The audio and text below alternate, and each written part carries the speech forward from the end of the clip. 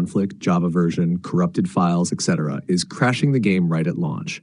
Here's a step-by-step advanced fix. Step-by-step fix for exit code nice1 in Minecraft. 1. Restart Minecraft and PC. Fully close the launcher in Minecraft. Reboot your computer. Try launching the game again. 2. Check for mod conflicts if using mods. This error often occurs due to Forge Fabric mod conflicts. Remove all mods from .minecraft/mods. Re-add one by one to identify the faulty mod. Use mods compatible with your Minecraft version. 3. Update or reinstall Java. Minecraft Java Edition requires the right version of Java.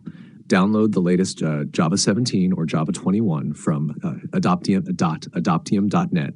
Uninstall old Java versions from Control Panel programs.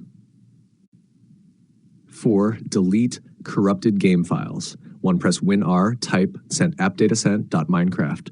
2. Delete the config, logs, and crash reports folders. 3. Do not delete the saves folder if you want to keep your worlds. 5. Use clean Minecraft installation. Open Minecraft Launcher, go to Installations tab. Create a new profile with default settings, no mods, OptiFine, etc. Try launching again. 6. Remove shaders and resource packs.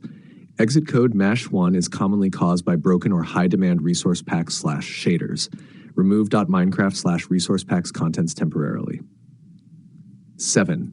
Update graphics drivers. Go to your GPU brand's website, NVIDIA, www.nvidia.nvidia.com, amd.amd.com, intel.intel.com. Download and install the latest drivers. 8. Allocate correct RAM. Too much or too little RAM can crash Minecraft. In Minecraft Launcher installations, edit more options. Set JVM arguments like XMX4G, XMS2G. 9. Reinstall Minecraft last resort. 1.